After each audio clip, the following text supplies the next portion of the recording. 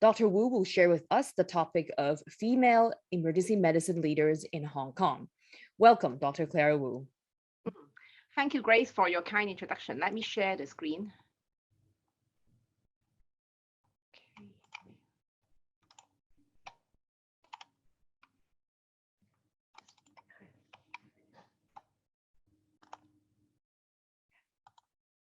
Okay, can you see the share screen?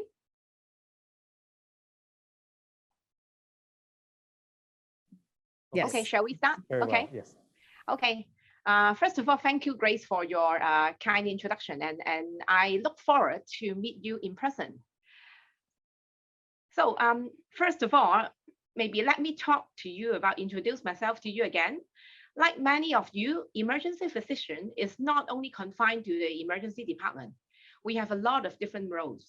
Apart from my work position as the emergency department head in a private hospital in Union Hospital in Sha Tin, I'm also engaged in hospital management as the deputy medical director, as well as the Hong Kong Jockey Club as the chief medical officer.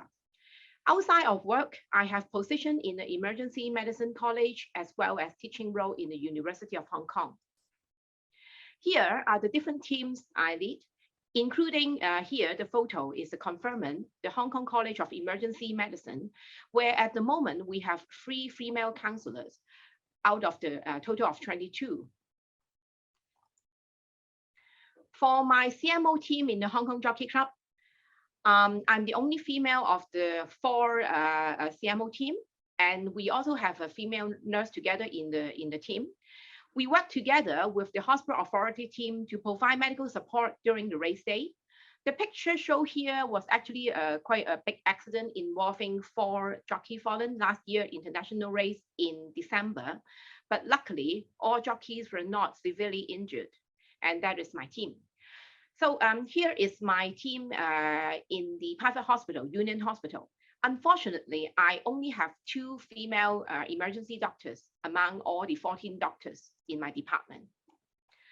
So today, here is an outline of the talk I'm going to talk about. It's about my review on the situation of women leadership in the medical field, the power of women leadership, especially in the EM, and what has been holding women back, and how do we identify and reinforce potential female leaders. So first of all, let's have a look at the representation of women in medical leadership. This is a qualitative study from Australia in 2015, studying the reasons and remedies for underrepresentation of women in medical leadership role.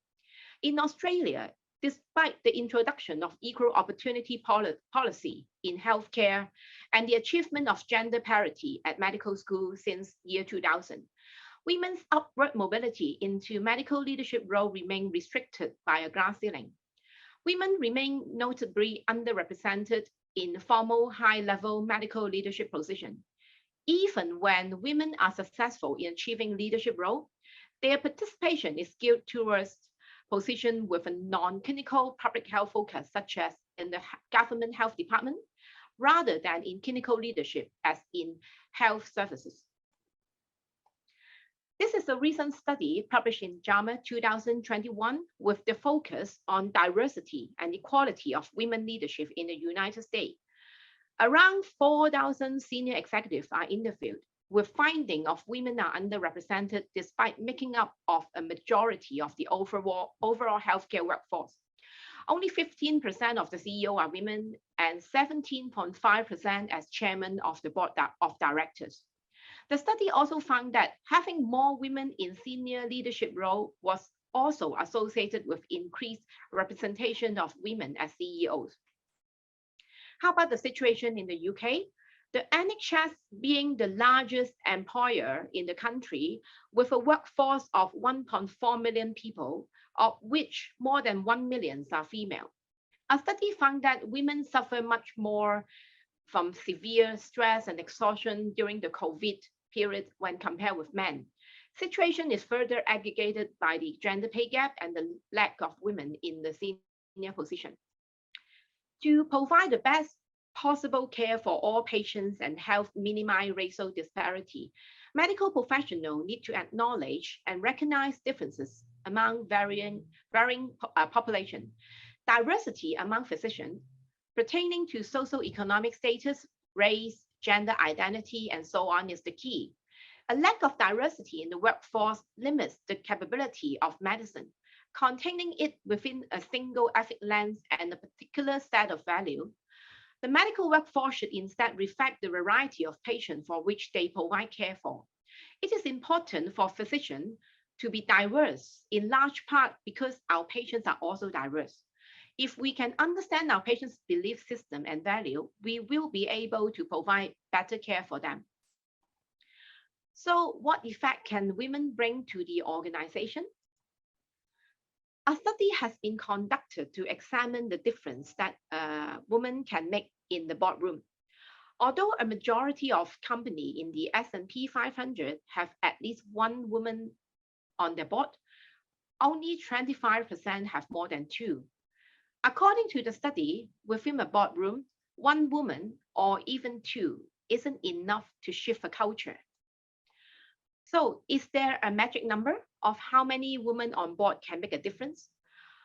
According to this study, women do make a difference in the boardroom, and the magic seems to occur when 3 or more women serve on board together. Suddenly, having women in the room becomes a normal state of affairs.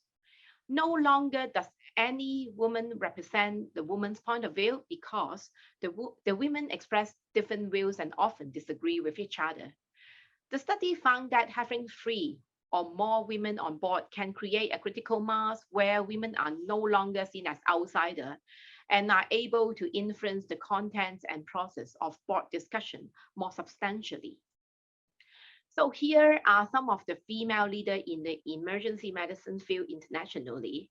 It is very enlightening to talk to them if you happen to see them, for example, in international conference. Some of them you may know, including Dr. Sally McKevy, president of the IFEM, and Dr. Fionn Davis, the president-elect of IFEM. Professor Judith Tintinelli, she's a very nice and very lovely lady, very supportive of female leadership.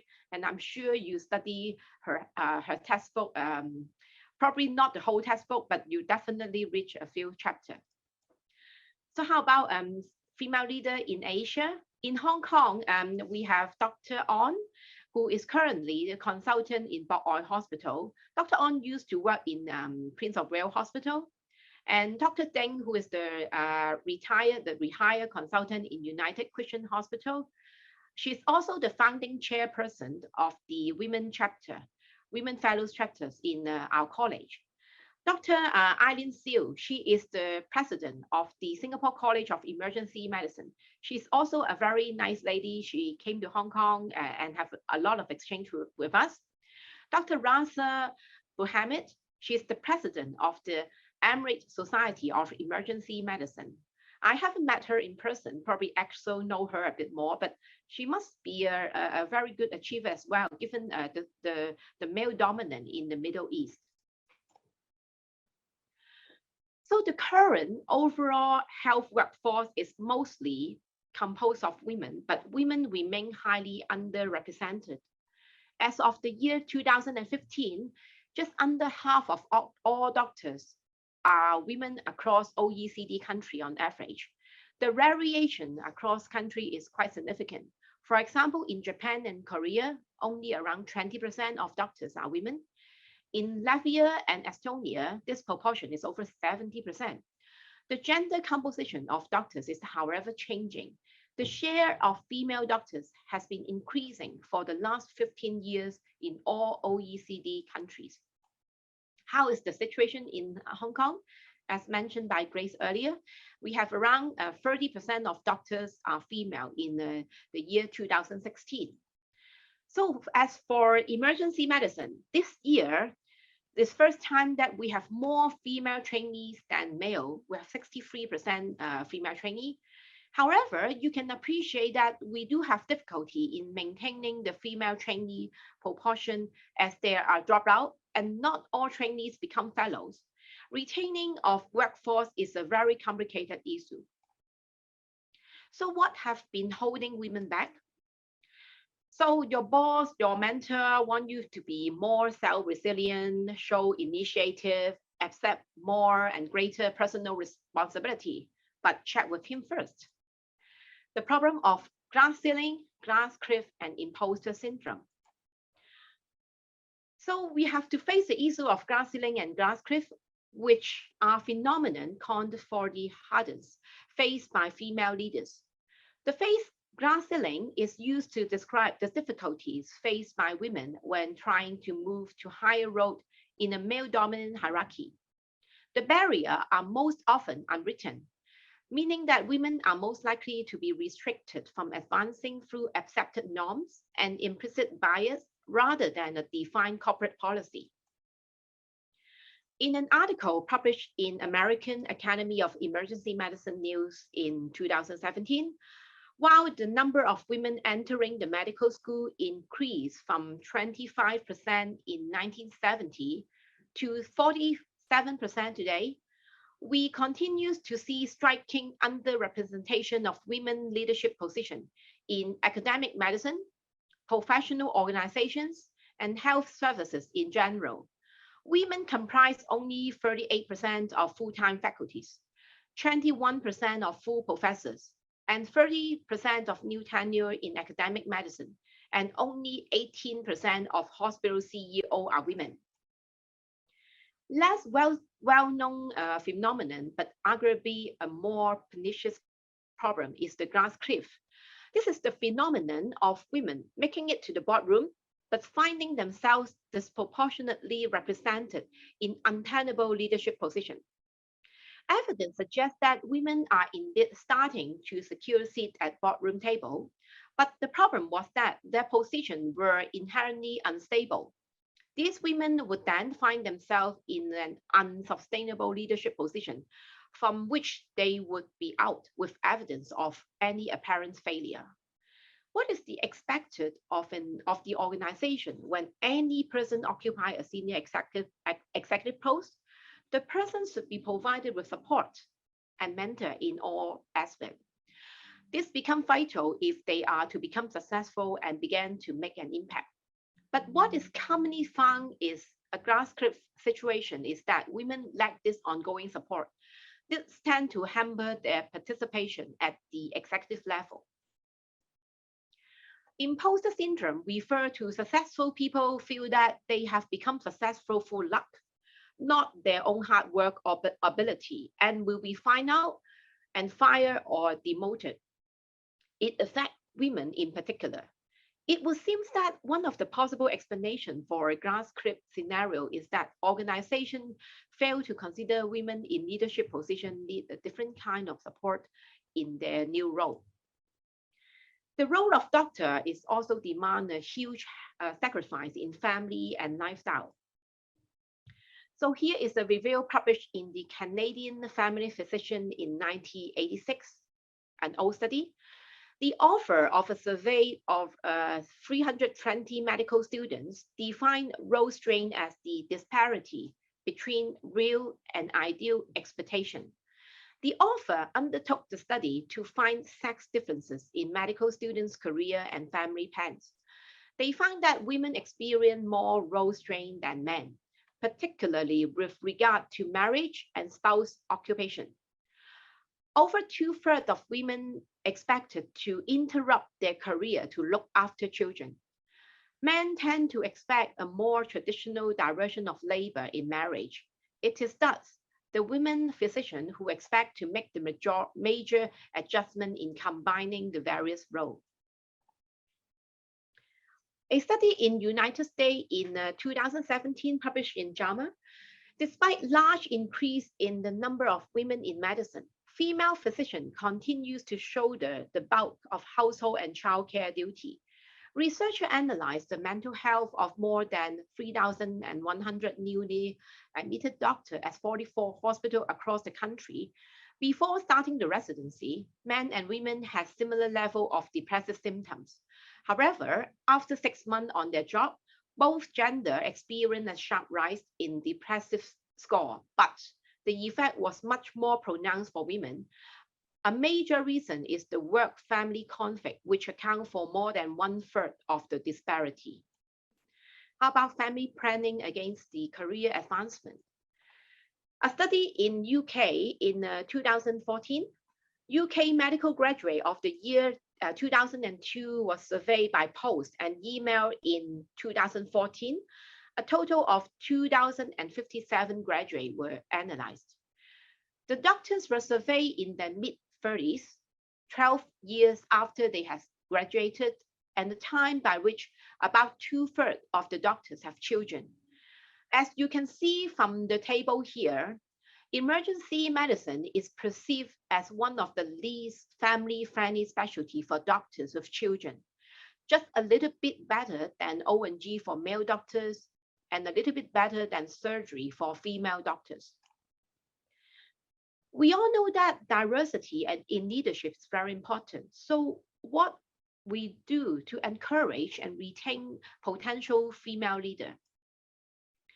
American College of Emergency Physicians Society for Academic Emergency Medicine recommend the best practice that will enable women to have productive and sustained career in a systemic approach.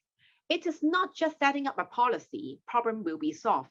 Instead, there is a need of recognition and implementation. For example, there should be family support practice. There should be a promotion of the support of networking and mentorship opportunity. When there is a significant event for the physician, there should be support from the work environment and the colleague. The need of the pregnancy and postpartum women are special, and it should also be supported.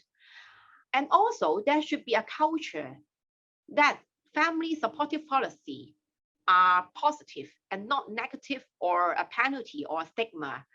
And we have to have policy and implement it and make sure that the practice also align with the policy. So how about the situation in Hong Kong? We do have a Women Fellow chapter set up under the Hong Kong College of Emergency Medicine. At the time was suggested by Dr. Ho Hiu Fai. But at the moment, we do not have any written policy on it. And in Hong Kong, we also have a Women Doctors Association. So however, female emergency medicine leaders are heavily underrepresented in Hong Kong. Here are some facts. In the year 2021, we have only 1/3 of the fellows and trainees are female. And in the year 2020, I have the honor to serve as the first female college president. In HA, at the moment, we have 3 female consultants so far, including Dr. On and Dr. Deng, who is retired and rehired. Recently, we have Dr. Goh Seng from North Lantau Island Hospital. And but we haven't have any emergency medicine female to be promoted as the hospital chief executive or cluster chief executive. In the private hospital, I served the role as the department head of an ED and also hospital management and board member. I also have a colleague, Dr. Christine Zhong, as the deputy head to help me to run the department. Lastly, importantly, we don't have any full-time academic staff who is female in the 2 A&E unit in the 2 university. So actually, we do have a lot of challenge. As discussed, we have the glass ceiling issue, imposter syndrome. Sometimes we may face microaggressions when we are dealing with human relationship issue. There's sometimes conflict between family planning, burnout, and also a gender pay gap. So although I think the situation in Hong Kong, the female emergency medicine leader is underrepresented, but I think it's a very good start and we have a lot of room for improvement. As a female leader, I think it's very important for me and also for you to believe in yourself. When you have chance, you need to empower other female colleagues, trainee or fellows, and you need to cultivate a very active gender balance. and also provide a very positive reinforcement environment to support each other. And last but not the least is, if you need to seek help, need support, do it. And it's important for us to not only provide support, sometimes we also need support from other people. So in summary, I think although we are a bit underrepresented in the emergency medicine field in Hong Kong, but I'm sure this situation will improve. And I do welcome, no matter you are female or male or whatever minority group you are in, do come to the activity in the college, especially when we are able to meet physically, because it's important to get connected, to share experience, and to support each other. So thank you very much. Thank you so much, Dr. Wu. Just want to check if there are any questions from the floor. Feel free to type it in the chat box.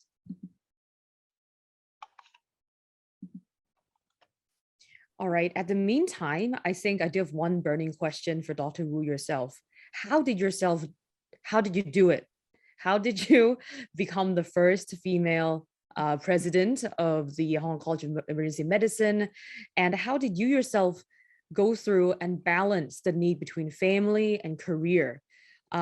So in A&E, in Prince of Wales A&E, I'm very glad to see that we actually do have quite a lot of female representation, especially amongst the trainees. And we do currently have a few female associate consultants, which wasn't present in the past constantly. And so I do try to picture myself, how do I balance it in the future myself as a young trainee? So Dr. Wu, I'm wondering, if you don't mind, do you have any personal experience to share and encourage us? Thank you, Grace. I think, as you can see, we have more and more female medical students. So we will have more female doctors.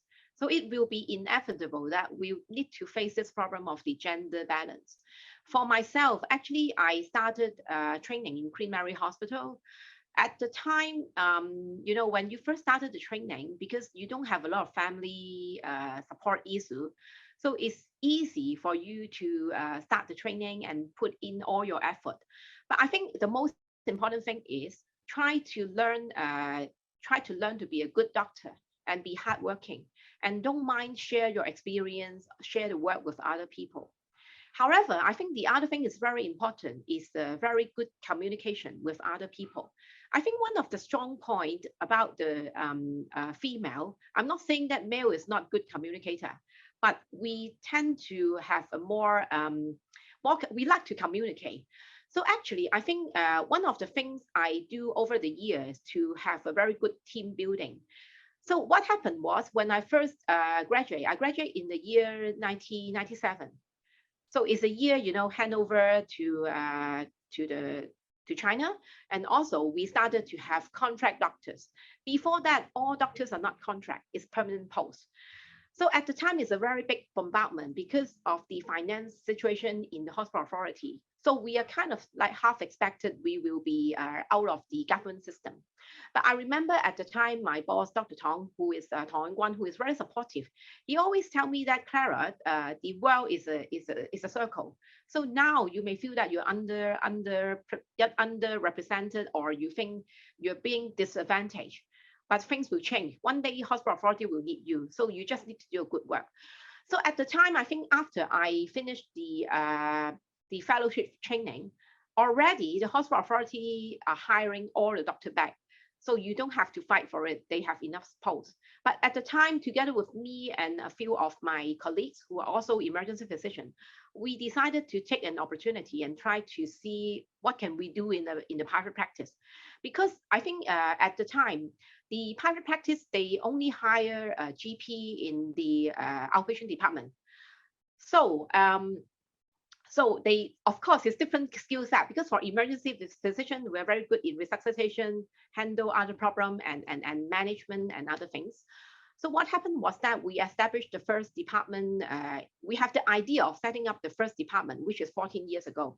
So I go back to my old boss, Dr. Tong. I said, so what can we do? So he said, you should have a connection with the college. Why don't you apply as a training center as a partial training center, not a full one. Since Changzhou St. John's Hospital can also be a training center, why not? You can do the same. So we started to do that, and then we apply accreditation.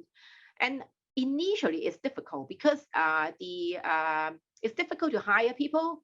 And after we kind of like established the department, the hospital authority increased the pay for the junior doctors because they are lacking in the manpower. So we need to do something else to increase the pay for the doctors and also to attract the doctors to come, because you can understand in the private practice there may not be so many prospects. So after that, we actually, some of the thing is you need to know a bit about the market. When are you going to increase the consultation fee to get the really the fair pay for your emergency doctor, and how to fight with your hospital manager on your pay, because you need to retain people. So one of the things I started to do is the hospital management, because you need to be in the management to understand the situation, and also you need to fight for what you want. So that's one of the reasons why actually a lot of the hospital administrator in the HA, the male one, they have been the HCE, including Dr. Simon Tang. He used to work in Prince of Wales Hospital before, and Dr. Cici Lau already retired, and Dr. Zhong Jinlai, senior man, I'm not sure his position now, but I think it's important for you to help in the management position to kind of like make some bargain. But I think most importantly is the support from my colleague, because I have a lot of doctors working with me. And then after that, we decided to go back and contribute back to the college, because we think that training is not only including your work in the hospital authority. You need to understand what's happening in the world, because Hong Kong is a dual healthcare system. You need both the public and the public and private system to support. Otherwise, the public system will be overwhelmed. So I think, so we started to go back to the college and try to see what we can do to, at least to enlighten or to help to coach other younger doctors. But I think it's important that, first of all, you do your work very good, because the reputation will come out. If you are lazy, if you're bad, then people will remember that. But you need to be good, you need to be helpful, and don't worry about walking one extra step, because sometimes it's the extra step that you help people that it will go back to helping yourself again. And the other thing is, I think supportive to other colleagues is very important, because as I mentioned, everybody will go through some life event. Usually when you're younger, there's not so many life events if you're fortunate. But when you're older, you have a family, and then you have different family planning setting, or that could be bad thing happen to everyone. So I think it's important to be caring to our colleague, because usually it's not that they choose to have bad thing happen to them. It's not their fault. But we need to show that we are supportive to them, especially now we are in a very stressful environment in Hong Kong with the COVID, with the political situation. Some family are separated. So it's important to care for each other, because being an emergency doctor is actually a very noble job. Look at the COVID. We are always the front line, but we will get burned out very easily, because this thing happened to all of them. Sometimes you will be very happy. Sometimes you will be very sad. But during downtime, be supportive to each other and don't be mean. So it is very important. So I think some of the thing is, for female leadership, it's not like I'm trying to ask for a fair opportunity or other things. We just do ourselves very good, and then we'll try to see what we can bring good to the system, which is very important. I'm very positive that with more and more female doctors, we will be able to make more noises and more contribution. But on the other hand, I think some of the situations, such as the family planning or the lactation, that sort of arrangement have been markedly improved. During my time as a MO in the hospital authority, there is no such thing as breastfeeding room or whatever. You hide in the toilet, but it's actually not hygienic, and it's not fair, because I suppose if we can be fair, then maybe our male colleague can also do the pregnancy for 9 months, and then you can also do the breastfeeding. That is very fair. So I think we need to give some adjustment. So yeah, thank you very much, Grace. Wonderful. Thank you so much, Dr. Wu. Really look forward to seeing you in person very soon.